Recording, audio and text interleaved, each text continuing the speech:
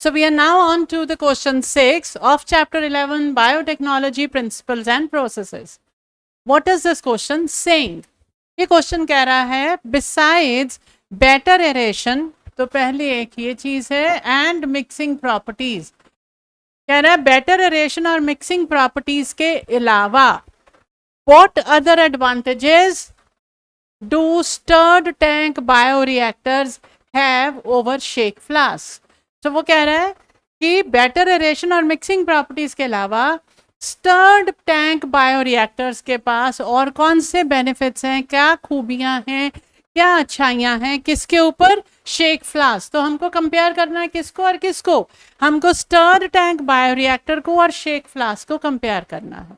और जब हम कंपैरिजन कर रहे हैं तो हम इन दो प्रॉपर्टीज को डिस्कस नहीं कर सकते हैं, राइट? सो कॉन्सेप्ट पे चलते हैं जैसे हम यूजुअली जाते हैं. और कॉन्सेप्ट यहाँ पे क्या है? ये पूछ हमसे क्या रहा है? Stirred tank bioreactor. तो आइए समझते हैं कि स्टर्ड टैंक बायोरिएक्टर एक्चुअल में होता क्या है. For that let's understand what is a bioreactor. Now in this chapter what we are talking about, हम बार बार बात किसकी कर रहे हैं? रिकॉम्बिनेंट डीएनए की. रिकॉम्बिनेंट डीएनए की हेल्प से हमने बनाए थे प्रोटीन्स. ये जो प्रोटीन्स हम क्यों बना रहे हैं? हम ये कह रहे हैं कि हम बायोटेक्नोलॉजी को यूज़ ही क्यों करते हैं? बिकॉज बायोटेक्नोलॉजी की हेल्प से हम ऐसे प्रोडक्ट्स प्रोड्यूस कर रहे हैं या ऐसी सर्विसेज डिज़ाइन कर रहे हैं जो कि हमारे लिए बेनिफिशियल हैं.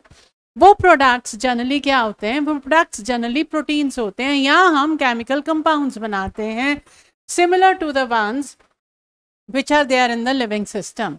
तो ये जो प्रोटीन हम प्रोड्यूस करना चाह रहे हैं, ये प्रोटीन हमें स्मॉल अमाउंट में तो चाहिए नहीं, हमको तो बहुत ज़्यादा अमाउंट में चाहिए. ऑन द अदर हैंड जब ये एक सेल के अंदर प्रोड्यूस होता है तो ये काफ़ी स्मॉल अमाउंट में प्रोड्यूस होता है. So what we have done, there comes the role of a bioreactor.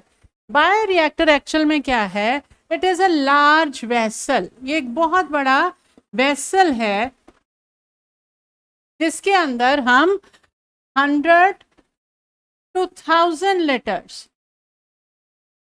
Of culture produce करते हैं.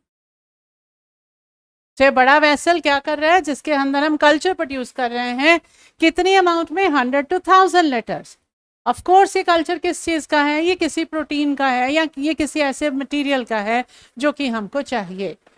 अब जब हम इतनी लार्ज अमाउंट में इसको प्रोड्यूस करेंगे तो इससे हमारे पास जो डिज़ायर्ड प्रोडक्ट भी आएगा वो काफ़ी लार्ज अमाउंट में आएगा. Clear? So one reason for you opting for bioreactors was कि हमारे पास बड़ा वेसल आ गया, बड़ा कंटेनर आ गया जिसके अंदर हम लार्ज अमाउंट के अंदर कल्चर प्रोड्यूस कर सकें. अब जब हम कल्चरिंग करते हैं किसी भी चीज़ की, यहाँ पे हम माइक्रो ऑर्गेनिजम्स की करेंगे, हम किसी भी चीज़ की कल्चरिंग करते हैं तो हमारे पास हर ऑर्गेनिज्म के हर कल्चर को ग्रो करने के लिए कुछ ऑप्टिमम कंडीशंस होती हैं. और बायोरिएक्टर में हम वो ऑप्टिमम कंडीशंस को रेगुलेट कर सकते हैं. कौन कौन सी? हम पीएच रेगुलेट कर सकते हैं कि मीडियम का पीएच कैसा हो जिसके ऊपर जो सेल्स हैं वो एक फास्टर रेट पे मल्टीप्लाई करते जाएं. फिर टेम्परेचर कितना होना चाहिए जिसके ऊपर again rate of multiplication faster हो. हमको ऑक्सीजन का सप्लाई भी देना है जो हम किसकी हेल्प से दे रहे हैं? एरेशन की हेल्प से. क्यों हम ऑक्सीजन देना चाह रहे हैं? ताकि सेल्स जो हैं वो अगर एक सर्टन अमाउंट ऑफ टाइम के बाद अमाउंट ऑफ ऑक्सीजन अगर कम हो जाएगी तो रेट ऑफ मल्टीप्लिकेशन स्लो होता जाएगा एंड इवेंचुअली इट में सीज ऑल्सो. सो हम एरेशन भी उसके अंदर मेंटेन करके रख सकते हैं. तो ये है हमारे पास बायोरिएक्टर्स. और इस एरेशन को हम किस ढंग से मेंटेन करते हैं उसी की वजह से हमारे पास दो तरह के बायोरिएक्टर्स आते हैं. एक तो स्टर्ड टैंक आता है, एक स्पार्ज्ड आता है बायोरिएक्टर, जिसमें the rate at which the aeration and the way at which how the aeration is maintain that differs. Clear? So हमने समझा कि बायोरिएक्टर है क्या. Now let's move back to the answer जो कि हमको यहाँ पे लिखना है. हम इस चीज को आंसर में लिखेंगे कैसे? सो वी से उसने एडवांटेजेस मांगी हैं तो हम इसको पॉइंट वाइज एडवांटेजेस ही दे देंगे. अब बायोरिएक्टर में कल्चरिंग करने का एक बहुत बड़ा एडवांटेज हमको ये है कि हम पीरियोडिकली या रेगुलरली, मतलब कुछ कुछ टाइम के बाद हम कल्चर उसमें से रिमूव कर सकते हैं, जिससे बिना डिस्टर्ब किए वो प्रोसेस जो बायोरिएक्टर में हो रहा है। हम क्यों कल्चर रिमूव करना चाहते हैं? क्योंकि हम ये टेस्ट करना चाहते हैं कि जो प्रोटीन हमने बनाया है वो सही बन रहा है और वो एक ऑप्टिमम रेट पे बन रहा है कि नहीं। So first thing is, first advantage for testing और sampling periodically, culture can be removed without disturbing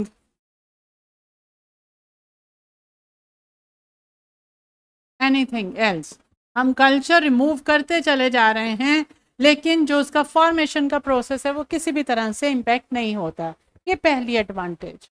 दूसरा मैंने आपको वहां पे ऑलरेडी बता दिया, फॉर मेंटेनिंग हम इसके अंदर control system to maintain pH